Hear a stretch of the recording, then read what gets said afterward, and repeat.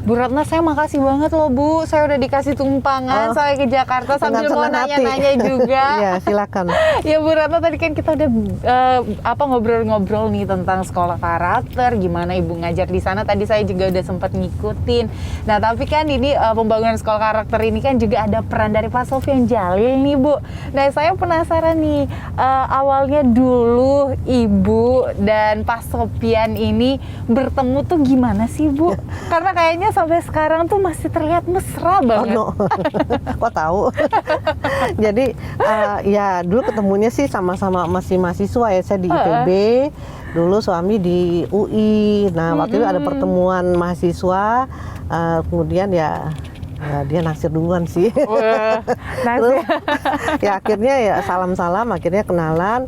Nah kebetulan sebetulnya walaupun satu angkatan, waktu itu angkatan 78 ya, tapi suami kan baru kuliah itu umur 25, jadi sama-sama angkatan 78. Jadi saya beda usia tuh 5 tahun sebetulnya. Tapi jadi temen ya.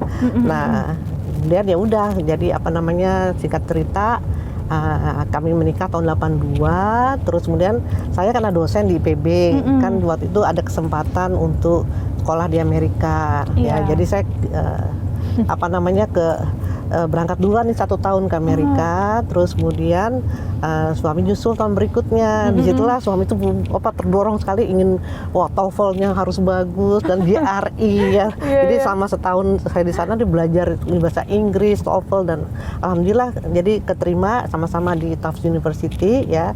Nah setelah itu ya kami sampai tahun 93 lah di sana ya, cukup lama ya, waktu itu 86 saya duluan, suami 87.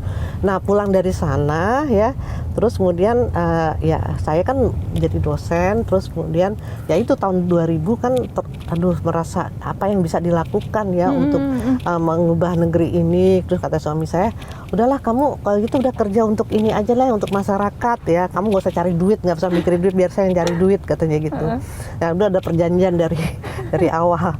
Cuman saya bilang ya pokoknya kalau kamu kerja itu uang kamu ya uang saya ya. Tapi kalau uang saya gitu. Wah, perempuan kayaknya di mana-mana sama nih. Nah, ya akhirnya udah saya jadi sejak tahun 2000 jadi banyak di sini. Kemudian saya masih tetap ngajar di IPB gitu. Tapi karena supaya saya lebih fleksibel waktunya, ke sana hanya ngajar aja.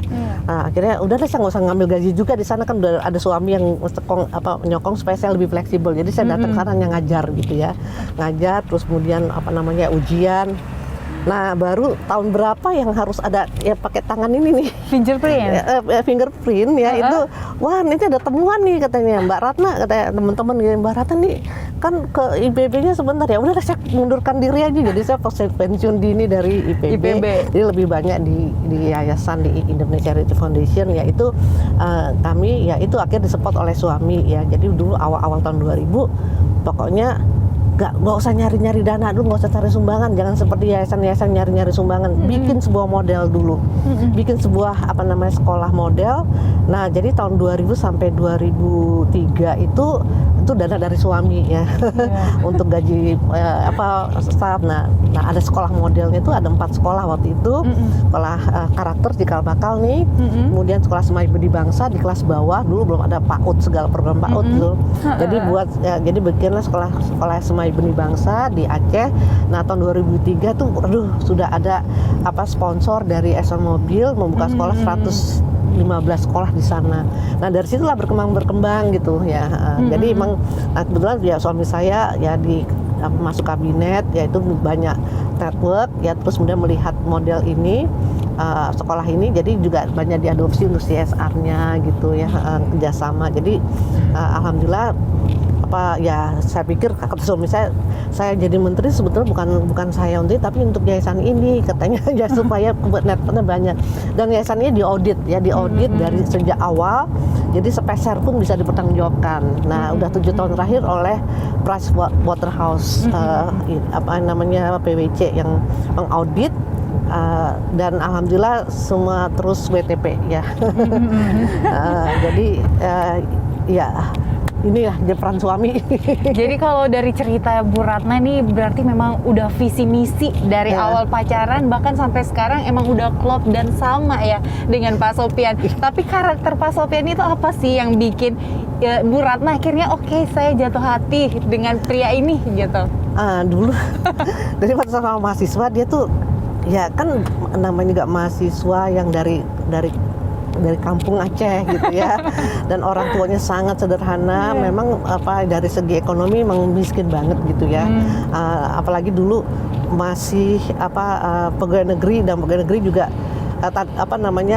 di Kejaksaan Agung yang paling bawah 2A ya, gajinya berapa gitu. Terus kemudian tapi kalau kita soal sedang bicara tuh walaupun nggak punya apa-apa, dia bicaranya besar banget ya, itu yang buat saya jatuh cinta.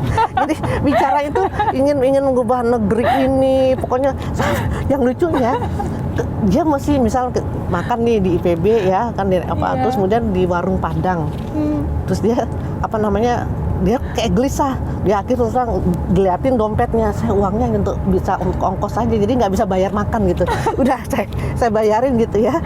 Tapi yang dibicarakan tuh mengubah negeri, dan saya akan saya menjadi menteri Adam Malik seperti menteri luar negeri gitu. Cita-cita saya jadi menteri, ya siapa nggak tertarik kan dengan berapi-apinya gitu ya. Cita-citanya tinggi ya, Bu. Iya, ternyata benar ya jadi menteri, walaupun nggak jadi menteri luar negeri. Terus kemudian nanti kita sekolah di Amerika ya gitu, pokoknya sekolah benar kejadian gitu, nggak walaupun ini ya tapi ada jalannya ke bukan.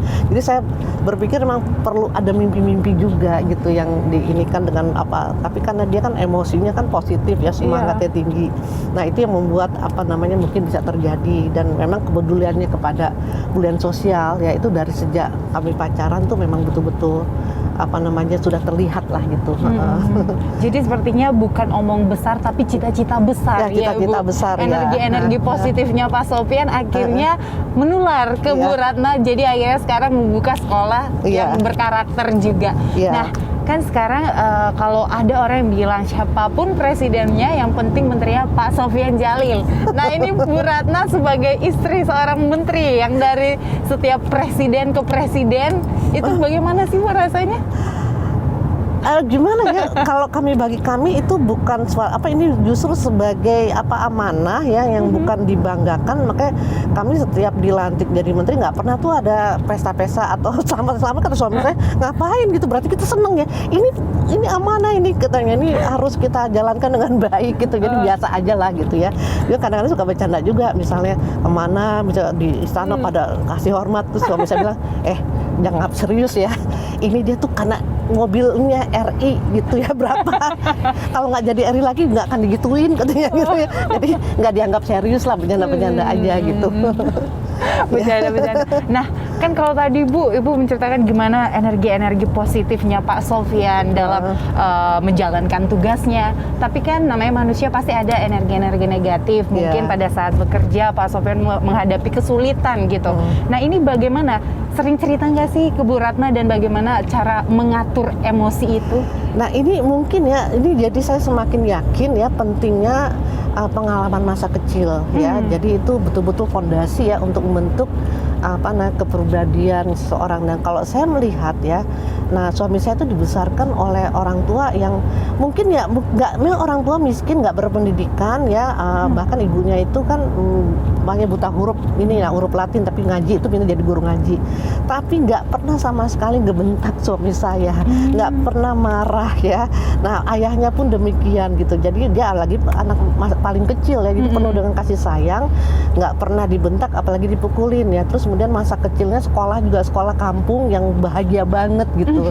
Jadi masa-masa fondasi dia ini bagus sekali berkembang. Jadi yang terekam tuh mungkin emosi positif, sehingga dia justru nggak ada energi-energi negatif yang mau kemarahan tuh nggak ada. Jadi kalau selama saya mungkin berapa tahun ya nikah tahun 82 berarti udah 39 tahun menikah, dia nggak pernah ngebentak saya sekalipun. Ya itu beruntungnya ya dapat suami masa kecilnya bahagia gitu ya.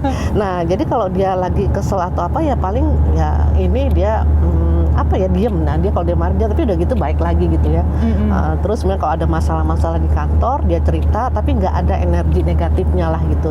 Paling dia ya begini sih nih, orang begini kenapa ya ini ya itu. Tapi ya alhamdulillah kalau mungkin karena dia jiwanya sehat, jadi mentalnya lebih kuat gitu. Jadi menghadapi apapun nggak dianggap serius. Misal saya baca koran ada yang ini kamu dianggap gini-gini, hehehe aja gitu ya. Jadi nggak pernah marah dia. Karena karakternya sudah terbentuk baik ya Ibu. Jadi hehehe aja gitu. Jadi itu. Cuman kalau dia emang agak kesel kalau misalnya ada orang yang misalnya tidak ngedetail ya, terus kemudian careless itu aja. Cuman ya karena emang dia terbiasa ya dari bawah ya mengejar sesuatu dengan detail. Nah itu saja. Ini mungkin sistem pendidikan kita nih yang membuat orang menjadi nggak bekerja secara detail ya, tidak hands on ya. Nah hands on itu yang paling penting bagi suami saya, sehingga dia apapun dia melihat misalnya ngelihat ini supir saya nih tahu nih ya, sampai ngebersihin selokan juga kalau memang itu harus dibersihin ya, bersihin WC bersihin gitu. Jadi hands on gitu, artinya dia nggak betah ngeliat sesuatu yang nggak dibereskan.